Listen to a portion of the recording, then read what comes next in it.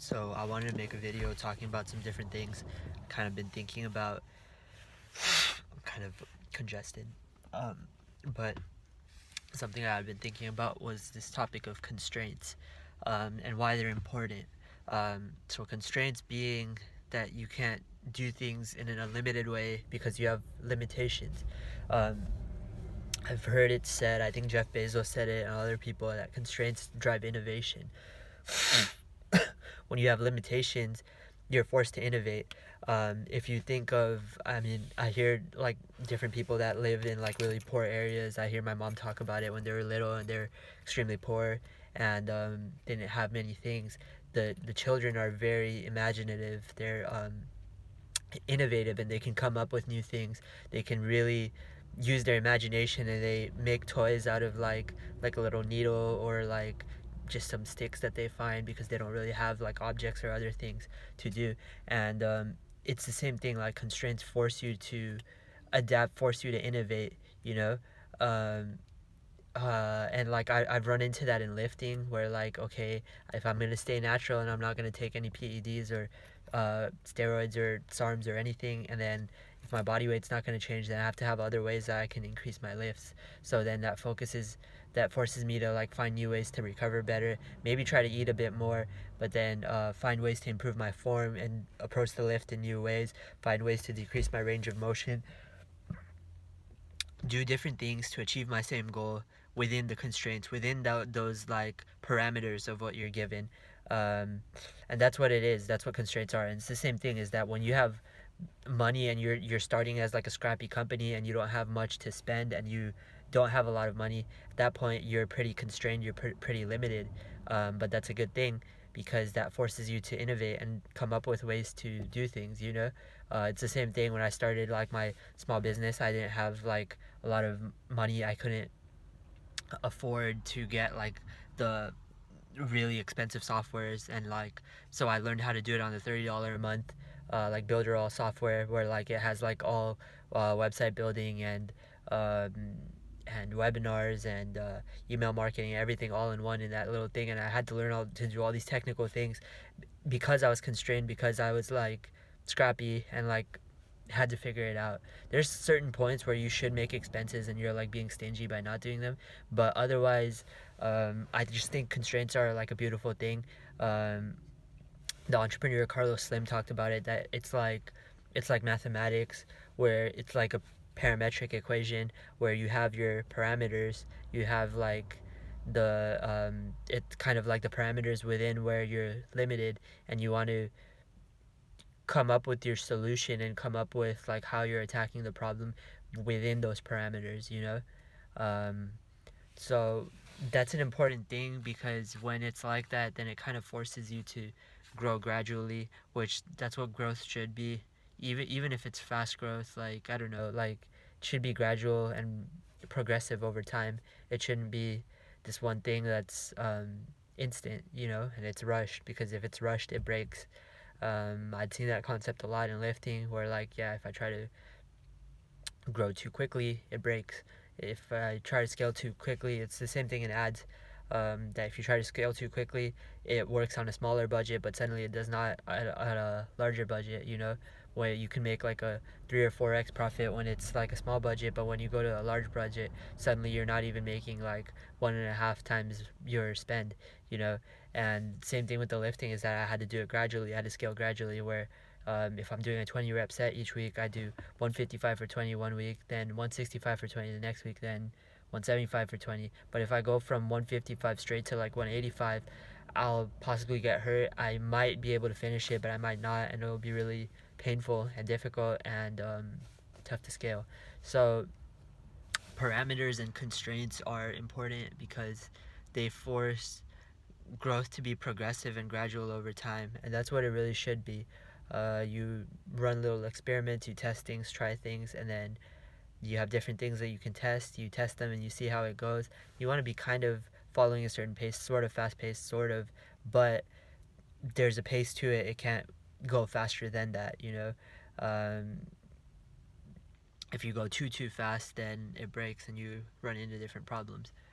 So that's kind of been my observation, and like I guess what the flip side of that is, like people that like spend money they don't have, spend loans that they don't have, or really invest things that they don't have to like.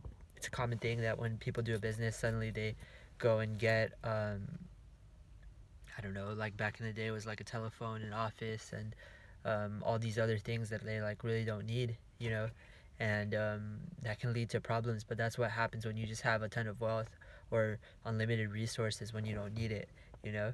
Um, so that's kind of a thing. It's like wealth and things you get should be earned, and if you have excess, then it can be kind of problematic, especially if it's not earned, and it should be earned.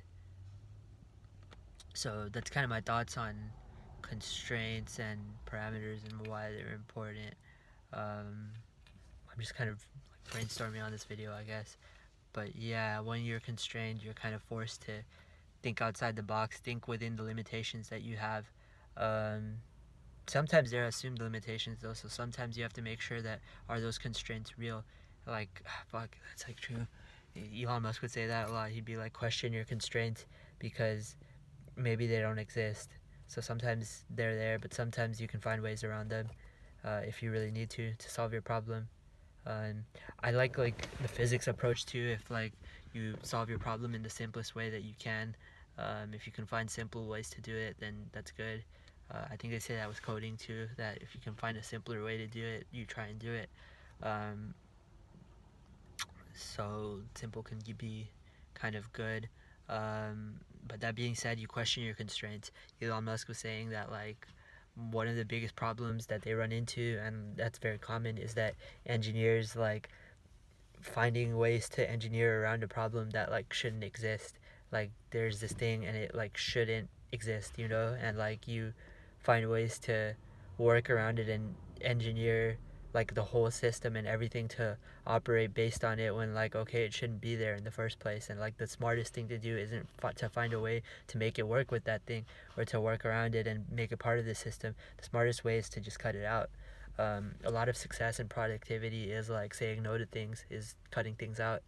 Um, so that kind of plays a part. So you question your constraints, but then if you are truly constrained in certain respects, then once you figure out what the true constraints are, then you kind of work within those constraints, within those parameters, and you try to find maybe the simplest path forward, the ideal path forward, and the best outcome forward.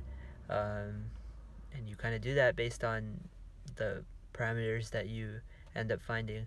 But maybe you just try not to settle too quickly for those parameters, I suppose. But yeah, I guess that's it. I can't think of too much. Constraints just kind of limit you in some ways, but are good in some ways because they kind of like pace your growth and like you get to ease into it. Versus if they didn't exist, then like you'd kind of go crazy and it would just be like a huge sandbox. But like you can mess up a lot of things if you're not careful.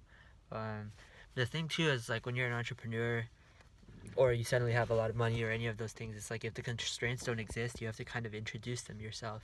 Um, if constraints and limitations aren't there, you kind of have to introduce them yourself. It's the thing when you're an entrepreneur, you think you have like your open day free and you can do whatever, but very quickly you learn that you have to introduce the structure into your day itself. You have to kind of put in limitations in your day, put in structure and order, and little like routines and timelines for things. And there's deadlines for things and things that have to have to get done by a certain point. And with all those things, it ends up being a job in itself and like a very difficult one, and potentially a time-consuming one. But that's it. Is that if some constraints are needed, if the constraints aren't there, then it kind of is left to be too open, and it's kind of too open and it can't be anything.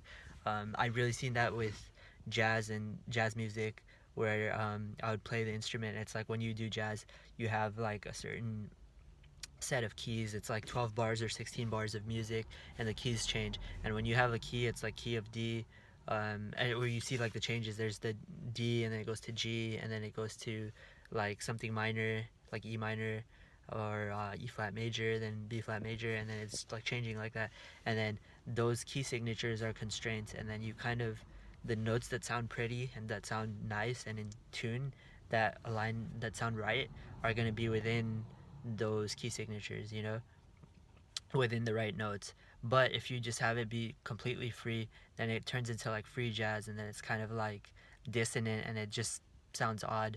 Like you need, with jazz, even though it's like open and you're completely improvising and creating stuff from new, you still need those constraints, or it ends up being kind of all over the place. Um, yeah, with jazz, that's why they have the key signature. They have a time signature, and they have like, okay, this is the key, then it's gonna change to this, then it's gonna change to this. Um, it follows like that pattern, and then it changes here, changes there, changes there.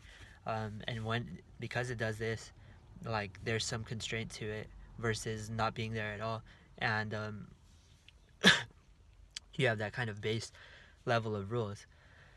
I guess constraints or limitations end up being rules, and I guess it's like that libertarian um, philosophy that like you want like limited rules, but you still want some rules, you know. And like any society is, my like mentor would say that it's like, um, a society is like just a set of rules, like a set of people that have agreed on like a certain set of rules of like how they're gonna live and how they're gonna conduct themselves, and then they they and all the inhabitants and participants of that society, they try to like adhere to those rules as best they can, as best as they can. And that's what a society ends up being. And then if people break the rules, especially like the harshest rules, or the most important fundamental rules, then there are punishments.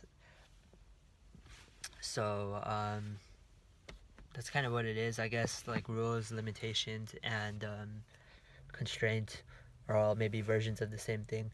And and I mean, entrepreneurs, I've seen it with jazz musicians, I've seen it with other like rebel things. Programmers are probably like that, and other things. They're the fringe, you know. They're the occult, and they're like, they're fringe, and they're against like the status quo. You know, they're unconventional by definition, and they are free thinkers and contrarian to the status quo, right? But even when you are like that, you still have to have a set of rules and a set of principles that you adhere to and kind of stick to and live by. There, even when you, even with anarchy, like letting go of rules, there has to be some other kind of rules that are adopted. And if no rules are adopted, then you'll either adopt rules or you'll adopt some sort of rules or habits by default, or you'll just kind of devolve into a life of meaninglessness, you know, and of lack of purpose, because too much freedom without like some structure to it, even if it's like your own rules, they should be purposeful rules, meaningful rules, but like you have to put some structure, some limitations, some parameters, some constraints into what you're doing, because if they don't exist, then it can't form into anything. It's like a building without like structure to it, you know, without the foundation, without like the pillars or anything. It's like it can't really grow into anything stable and solid and concrete if there aren't certain constraints and certain things that are adhering it and kind of gluing it all together, you know, like a foundation upon which it's built. And I guess that's what the foundation would be, like rules, principles, and some limitations, some constraints. What can we do? What can we not do?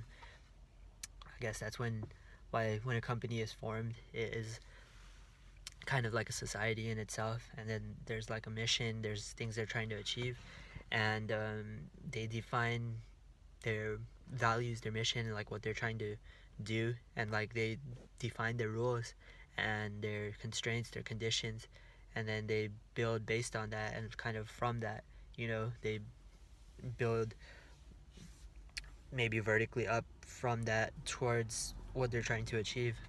Um, they have their constraints, and they try to build up from that. Um, so yeah, and that's important. And it's like when you're rebellious, you like kind of escape from all that, but then you end up creating your own rules or adopting some kind of rules, adopting some kind of structure. You end up having to do something with your day. It's like the millionaire or other person that like retires, wants to have their day free, but quickly finds that they grow bored, grow tired, and like they have to do something with their life. They have to tie themselves to some purpose, to some objective, to something they're trying to achieve, some kind of fundamental good that they're trying to do, and to help others in some kind of way. um, I think that's what it is, and like as human beings, that's like what we'll try to do with life, because it's our job to contribute to evolution, to our own evolution, and to the evolution of the species. We contribute to our own survival, to the survival of our progeny, and then to the survival of the greater collective and of humanity, you know. And I think that's important. And I guess where constraints fall is that they allow us to do that. Um, so you have the rules, you have the limitations, and yeah, constraints. And I think at certain points we find new ways to break out of constraints or to break free from them, but then we have to set new ones um, at that point. So one way that happens, I mean, different things like when we got cars for the first time, suddenly we no longer had that constraint of distance travel. We can go further places. Then when we had airplanes, then that constraint is further lifted, and we can go even further places. You know, once you have telephones, then you can talk to other people, and constraints are further lifted. When you have internet, constraints are much further lifted, because at that point you can reach anyone instantly, globally, at any point. You can record conversations, you can do a lot of other things. But like with each time the constraints are lifted, like they did it with Bitcoin recently, where like it's just open, and people can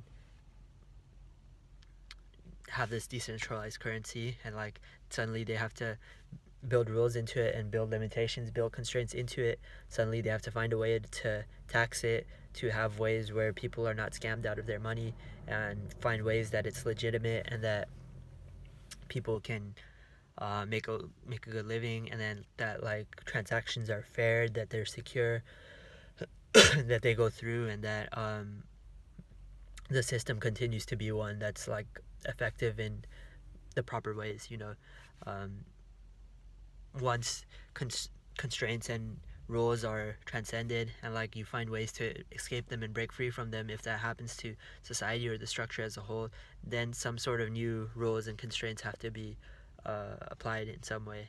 um, I think like the libertarian thing though, that like a decent amount of freedom is good, because that allows for innovation, allows for improvement, allows from questioning these constraints and breaking free from them. um, but of course, if it just becomes total anarchy and total no constraints at all, like once you break free, you have to quickly find structure, because otherwise nothing can be done. That's why the greatest musicians, the greatest talents, athletes, they had to be structured, because if they weren't, they could just be talent and then not progress.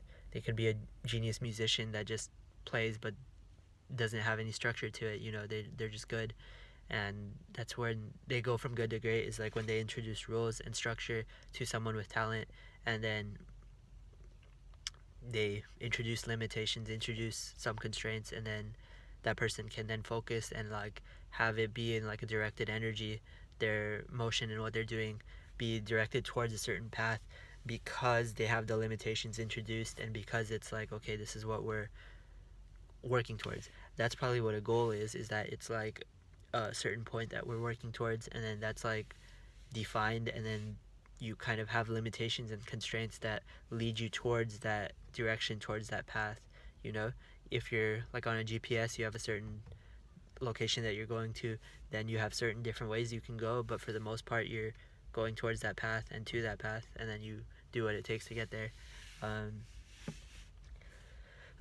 so I guess that's what limitations and constraints and rules are.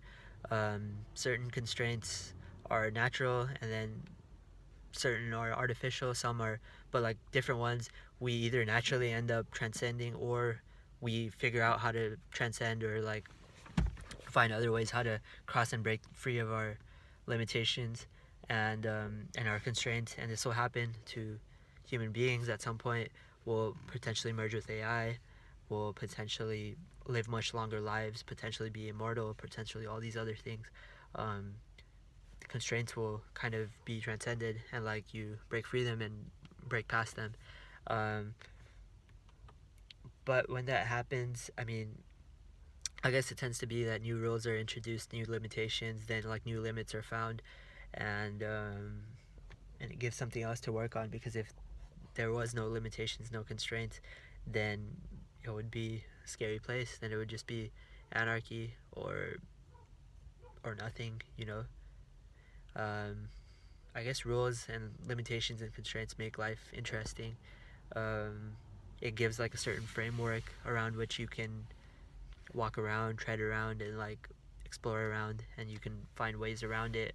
You can find ways to work with it, and or sometimes to escape from it a little bit and transcend it in certain ways. But then you find new constraints, and you find that if you have no constraints at all, that you have to actually apply certain constraints and apply certain limitations and parameters to what you're doing for it to be able to amount to anything or achieve anything like at all, for it to become anything or to end up to some destination. um I, I guess that's it. Like, yeah, that's kind of my like brainstorm on this topic, or like my thoughts on it. um are constraints important? Yes. Like, they're just there. They force you to innovate, but there's often ways around them. Often you think they exist, but maybe they don't, or maybe there's ways to surpass them. But like my mentor would say, and it's like a common saying, is that like if you have rules and you want to break free from them, like you have to be able to follow before you can lead. You have to kind of be able to do it by the rules. If you're gonna do it outside of the rules, or with different rules, or with new rules, it's like jazz music. If you want to play good jazz, you have to be able to play the classical stuff really well. You have to be able to play your notes, rhythms, melodies pretty perfectly, and then when you can do it all perfectly, then you can deviate from it all, and then you can improvise truly. But if you suck, you can't really improvise, because you don't have any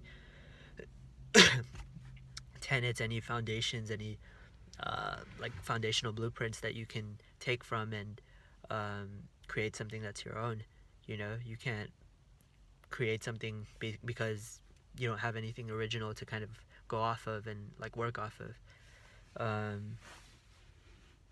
So I mean, that's what rules and limitations and tenets kind of are. When you're an entrepreneur, or when you're a jazz musician or other things, you can kind of set your new rules, but you still have to set some rules. Because if you don't set rules, if you don't set your key signature, if you don't set your limitations, your constraints, your parameters for your company, you don't set your mission, your goal, your values, and then the tenets that you're gonna adhere to and kind of live by, then you're pretty sorely limited, you know. And like, then you lack focus, then you lack clarity, you lack a vision, you lack like what you're trying to do, and then you're lost. You might as well be out at sea, you know. And you're without constraint, without limitation, without rules. It's like true anarchy, you know, at that point. And anything can happen. But like with no goal, the odds of achieving any goal are like 1,000,000,000 to 1. Like you have no goal, so like what are you gonna achieve? You'll just end up somewhere randomly, because you're just pure randomness at that point.